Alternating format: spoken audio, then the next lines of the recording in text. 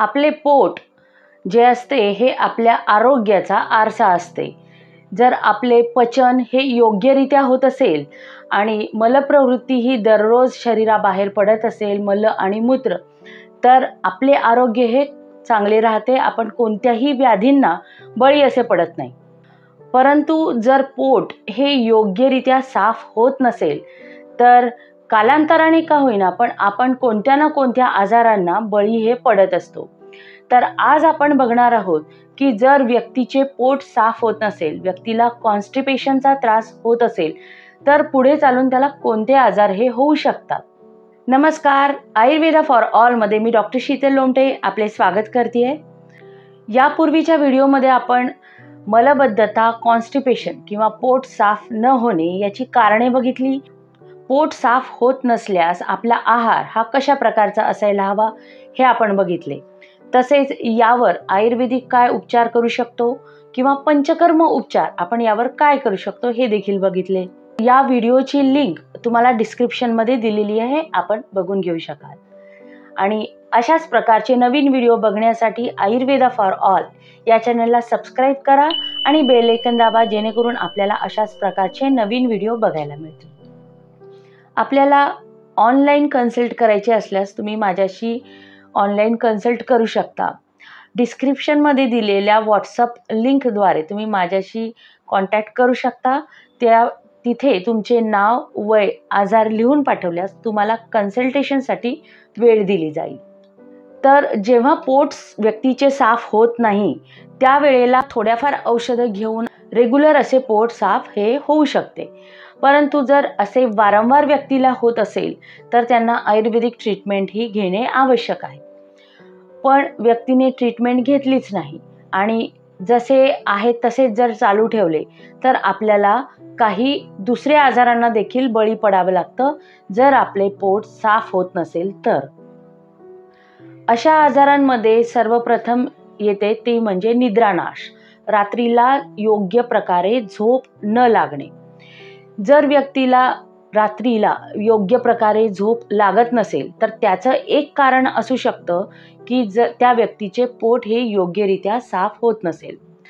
जर पोट साफ होत नसेल तर रात्री झोप येत नाही आणि रात्री झोप येत नसेल तरी देखील व्यक्तीच्या शरीरातील वातदोष वाढतो आणि परत पोट साफ होण्याला प्रॉब्लेम हा होऊ शकतो. म्हणजे हे चक्र चालूच राहतं. पोट साफ न होणे, रात्रीला झोप न येणे, रात्री झोप न आल्यामुळे परत पोट साफ न होणे. त्यामुळे जर आपल्याला नवीन उद्भवलेला जर हा आजार असेल पोट साफ न होण्याचा आणि त्यामुळे जर आपल्याला रात्री झोप येत नसेल तर त्वरित आपण झोप येण्यावर उपचार करण्याऐवजी पोट साफ का होत नाही आहे त्याची कारणे शोधून त्या कारणांपासून लांब राहावे आणि लगेच आयुर्वेदिक उपचार त्यावर घ्यायला सुरुवात करावी. पोट साफ होत नसल्यास दुसरा आजार जो होऊ शकतो तो म्हणजे डोकेदुखी. जेव्हा शरीरातून मल आणि मूत्र हे बाहेर पडत असतात त्यावेळेला शरीरातील वात हा रेग्युलेट होत असतो. म्हणजे जास्तीचा वाढलेला वात हा शरीराबाहेर गुदमार्गाद्वारे बाहेर हा टाकला जात असतो. जर व्यक्तीचे पोट हे योग्यरित्या साफ होत नसेल तर हा जो वात आहे हा आतल्या आत कोंडला जातो आणि त्यामुळे तो एकाच ठिकाणी न थांबता इतरत्र देखील जातो, कारण त्याला मार्ग नसतो मिळालेला. आणि त्यामुळे तो जर डोक्याच्या ठिकाणी गेला, डोक्याच्या शिरांमध्ये शिरला तर आपल्याला डोकेदुखी हे आजार होऊ शकते. पण जर आपण डोकेदुखीवर उपचार करत राहिलो तर आपला हा आजार दूर होणार नाही. त्यामुळे जर पोट साफ न होण्यामुळे जर डोकेदुखी असेल तर आपल्याला पोट साफ होते की नाही आणि त्यावर उपचार करणे गरजेचे आहे. पोट जर साफ होत नसेल तर तिसरा होणारा आजार म्हणजे पोटदुखी. दररोज व्यक्तीच्या शरीरातून मल आणि मूत्र हे बाहेर पडणे आवश्यक आहे. पचलेलं अन्न शरीराला अंगी लागते आणि जे काही अपाचित आहार असतो तो म्हणजे मल आणि मूत्र तो शरीराबाहेर टाकला जातो. ही नैसर्गिक आहे. पण जर व्यक्तीला असे दररोज होत नसेल, व्यक्तीचे पोट हे योग्यरित्या साफ होत नसेल किंवा त्याला मूत्र देखील जर योग्यरित्या बाहेर पडत नसेल तरी देखील पोटदुखीचा त्रास हा होऊ शकतो. का तर हा साचलेला मळ हा 1 दिवसपर्यंत पोटात राहू शकतो, पण 1 दिवसापेक्षा जास्त जर त्यामध्ये साठवून राहिला तर त्याचे परिणाम आपल्या शरीरावर दिसायला लागतात. कारण पोट साफ जर झालेले नसेल तर व्यक्तीला भूक ही लागत नाही, पण तरी देखील व्यक्ती जेवणाची वेळ झाली किंवा आपल्याला आवडते पदार्थ समोर दिसले म्हणून आपण अन्न सेवन करत असतो किंवा ते जेवण हे जेवत असतो.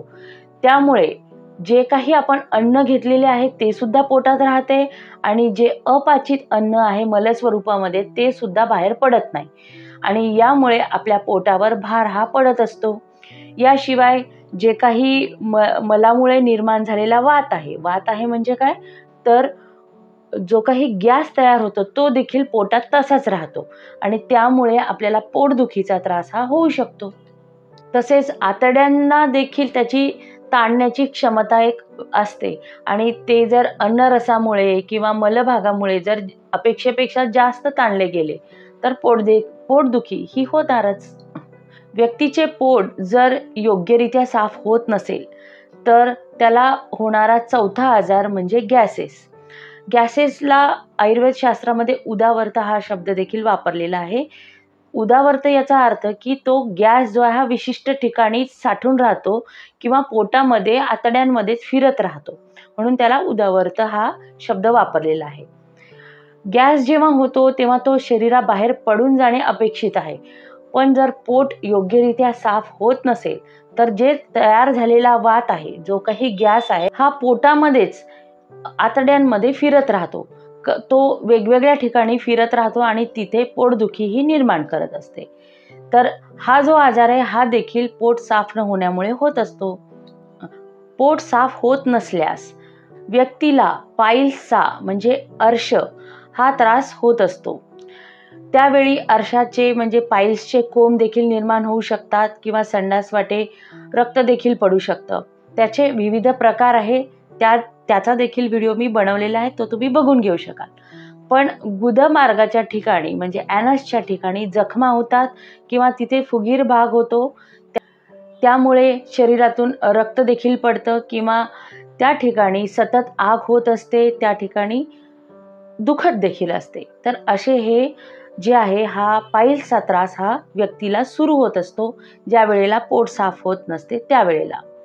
असे का होते, तर तो काही मलभाग हा शरीराबाहेर पडणे अपेक्षित असते, तो शरीरात तिथेच साठून राहतो आणि तो आतड्यांवर दाब निर्माण करतो. याशिवाय आपण खाल्लेले अन्न देखील आतड्यांमध्ये पुढे पुढे सरकत असते आणि त्यामुळे गुदभागावर हा दाब निर्माण होतो आणि तो दाब निर्माण झाल्यामुळे व्यक्तीला पाईल्सचा त्रास हा होत असतो आणि ज्या वेळेला पोट साफ होते त्यावेळेला हा त्रास कमी होतो आणि व्यक्तीला वाटते आपला त्रास कमी झाला, परंतु परत जेव्हा अपचनाची किंवा कॉन्स्टिपेशनचा त्रास हा होतो त्यावेळेला परत हा त्रास त्याला उद्भवलेला असतो. म्हणून ज्या वेळेला मूळव्याधचा त्रास असतो त्यावेळेला पोट साफ होते की नाही याकडे लक्ष देणे गरजेचे आहे. मूळव्याध बरोबरच आपल्याला पोट साफ होण्याची देखील ट्रीटमेंट ही करावी लागते. पोट साफ जेव्हा होत नसते त्यावेळेला गुदभागाच्या ठिकाणी चिरा निर्माण होत असतात, त्यालाच आपण फिशर असे म्हणतो. गुदभाग जास्त ताणल्या गेल्यामुळे या चिरा निर्माण होत असतात आणि ती प्रत्येक वेळी जेव्हा जेव्हा व्यक्तीला कडक संडास ही होत असते त्यावेळेला ह्या चिरा वाढतात आणि व्यक्तीला परत आग होणे, रक्त पडणे किंवा दुखणे असे त्रास हे सुरू होते.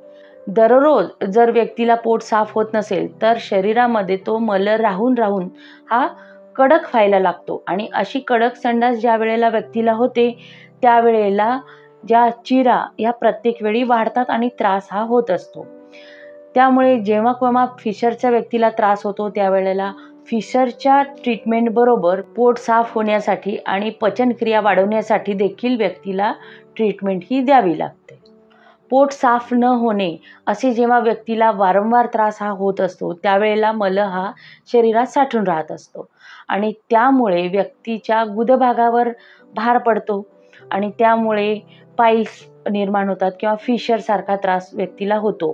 परंतु त्याहीकडे जर व्यक्तीने दुर्लक्ष केले तर अशा वेळी गुदभ्रंश म्हणजे जे काही आपला गुदभाग असतो व्यक्तीचा तो बाहेर पडणे, यालाच गुदभ्रंश किंवा रेक्टल प्रोलॅप्स असे म्हणतात. हा जो भाग असतो हा अतिदाबामुळे शरीराबाहेर पडत असतो आणि असे वारंवार होत असते व्यक्तीला. त्यावेळेला त्याचा जो पोट साफ होण्याचा त्रास हा अतिशय वाढलेला असतो. यावेळेला देखील व्यक्तीला आयुर्वेदिक ट्रीटमेंट पण घेऊ शकतो. त्यावेळेला पोट साफ होण्याची ट्रीटमेंट आपल्याला सोबतच घ्यावी लागते आणि सोबतच आपल्याला जे काही रेक्टम बाहेर पडत असतं याची देखील ट्रीटमेंट घ्यावी लागते. जर व्यक्तीला पोट रेग्युलर साफ होत नसेल तर अशा वेळी मलभाग साठून राहतो आणि आतड्यांवर देखील दाब हा पडत असतो आणि त्यामुळे आतड्यांची इलॅस्टिसिटी जी असते ही कमी व्हायला लागते. तसेच जे काही मसल्स असतात व्यक्तीच्या पोटाचे हे देखील कमकुवत व्हायला लागतात आणि सतत पोट गुबारलेले गॅस धरलेला असल्यामुळे देखील याचा व्यक्तीला त्रास हा होत असतो आणि अशा वेळी व्यक्तीला हर्नियाचा देखील त्रास होऊ शकतो. यालाच आयुर्वेदामध्ये वृद्धी असे म्हणतात. तो जिथे कुठे कमकुवत मसल्स दिसतात किंवा बेंबीचा भाग दिसतो किंवा एखाद्या व्यक्तीचं ऑपरेशन झालेलं असेल, टाके असतील तर त्या टाक्यातून प्रेशरमुळे ते आतडे बाहेर येण्यास प्रयत्न करतात. तर हा त्रास देखील व्यक्तीला होऊ शकतो जेव्हा व्यक्तीचे पोट साफ हे होत नसेल तर. व्यक्तीचे पोट साफ होत नसल्यास शरीरातील वातदोष हा वाढत असतो. शरीरातील वात, पित्त आणि कफ हे दोष जे असतात हे शरीरात नॉर्मल अवस्थेत असणे अपेक्षित आहे, ज्यामुळे आपल्या शरीरातील जे काही क्रिया आहे या रेग्युलर होत असतात. परंतु या तीनही दोषापैकी जर एखादा दोष जरी वाढला तर त्यांच्या कार्यामध्ये अडथळे निर्माण होत असतात. वाताचे काय कार्य आहेत आणि तो काय आपल्या शरीरामध्ये सुरळीतपणा आणतो याविषयीचा व्हिडिओ मी पूर्वी बनवला आहे, त्याची लिंक डिस्क्रिप्शनमध्ये आहे. तर जे काही वाताचे कार्य आहे या कार्यामध्ये अडथळा निर्माण होते ज्या वेळेला व्यक्तीचे पोट साफ हे होत नसते त्यावेळेला.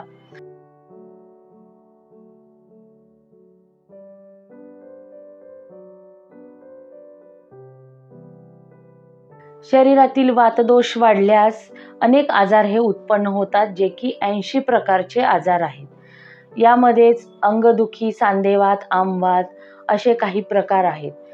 त्यामुळे पोट साफ न होण्यामुळे ह्या एका कारणामुळे अनेक आजार आपल्याला होऊ शकतात. त्यापैकी फक्त काहीच आजार मी इथे वर्णन केलेले आहे.